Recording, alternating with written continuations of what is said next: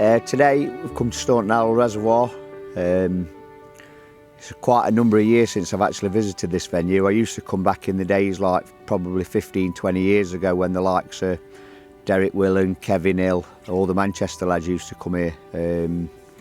Not really been back since, to be fair, but which is quite worrying to say it's only about 20 minutes from my doorstep.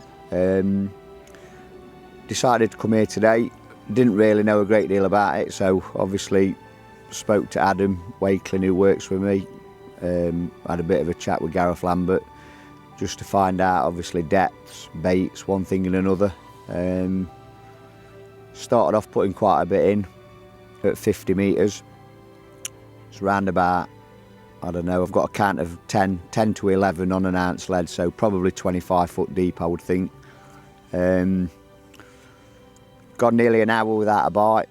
Had a couple of liners, picked an hybrid up, probably 2.5 pound, then sat patiently again for probably another 35-40 minutes, and I've just had my first bream, so hopefully from now it should pick up for the rest of the day.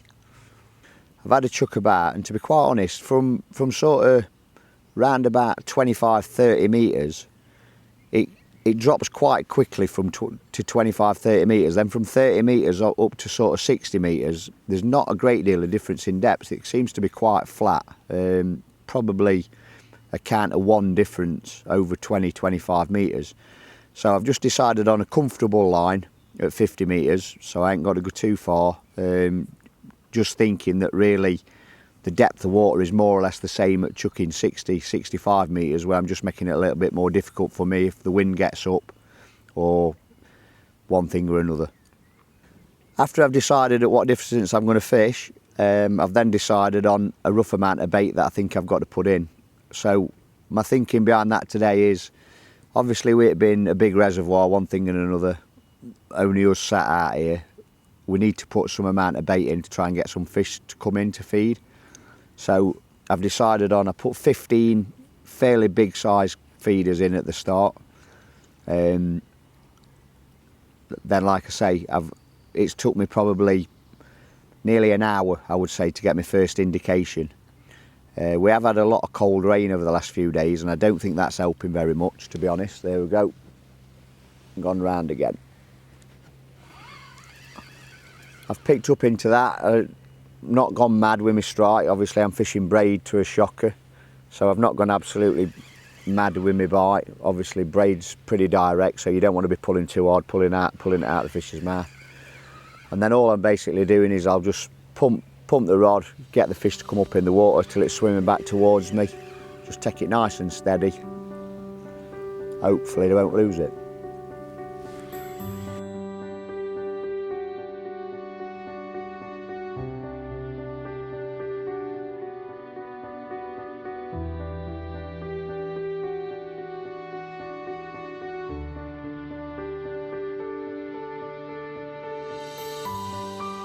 So today, bait wise, what I've bought with me is I've bought 3 pints of casters, a kilo of worms, some dead red maggots, some sweet corn, some micro pellets, and also my ground bait.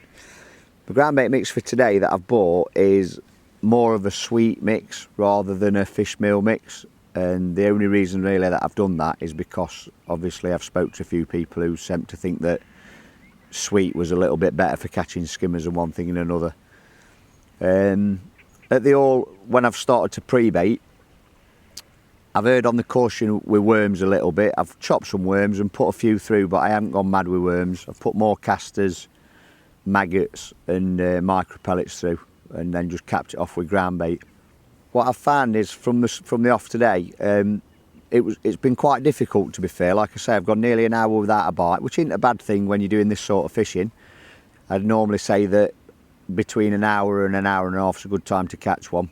If you go anything over 2 hours, that's like sort of a cut-off point sometimes. But what I've found today is I've started putting quite a few particles through, putting maggots through, casters, few worms, not many, a few bits of corn, few dead maggots, and I started on maggots on the hook.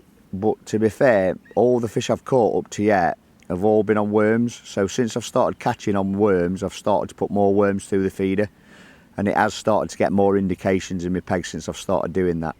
So today, tackle setup wise, starting with a rod. Today I'm fishing with a 13-foot essential feeder, distance feeder.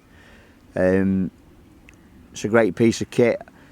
The thing with this rod today, while I've set it up, what I find is if you're going somewhere on a big reservoir where weather conditions can change quickly, then I just like to make sure that I'm going to hit the same distance every time. So I'd rather overman my rod than actually go under. So I know that no matter what happens today at 50-55 metres, if the weather turns, if the wind starts to blow in my face, across me or whatever, I know that I'm going to reach where I need to be with this rod. Braid wise, I'm fishing at 010 prototype braid, what's not actually come out yet, but it will be out soon. It's really good, it's durable, it sinks really well, and having used it a few times, it seems lovely to cast. It comes off your reel lovely. You can't really hear that it's like a normal braid. You can hear it coming off your reel. You don't really hear the noise of the braid coming off. Down to the other end, I'm fishing a 10-pound shocker off my braid, and all I'm fishing then is just a twizzle loop. I've run an inline feeder with just a little feeder link on it. That's running down to a number 4 stop above my twizzle loop, and then I've just got 018 main line down to a size 12 hook. So far for today's session, I've started on, I always tend to start on maggots. I always tend to start on 2 or 3 maggots just to get a gauge of what I think's in my peg, or if there's any nuisance fish there, it's just a good indication of what you're going to be fishing for or what's in your peg. But like I say, after about 35-40 minutes, I haven't had really a lot of indications, so then I just tend to change to a bigger hook bait. So if I do get a proper bite, I know generally that it is going to be a proper fish. And as soon as I changed to worms today on the hook, within probably 15 minutes of changing to them, I had my first proper fish, which would be an hybrid about 2-2.5 pound. What you'll tend to find as well on a lot of venues what are deep, like Staunton is, sort of chucking into the depths that we're chucking into, round about 25 foot possibly. It's very difficult sometimes to read your bites as well. I've had quite a few times today where I've had little indications or little knocks, or I've had like the rod sort of pulled in quite viciously, and a lot of the times you would think that these are bites, but when you've just sat and waited and not picked up on them, they have led into proper bites. So I would just say err more on the cautious side, and wait for a proper pull, wait for like a proper indication on your tip, rather than pick up at anything.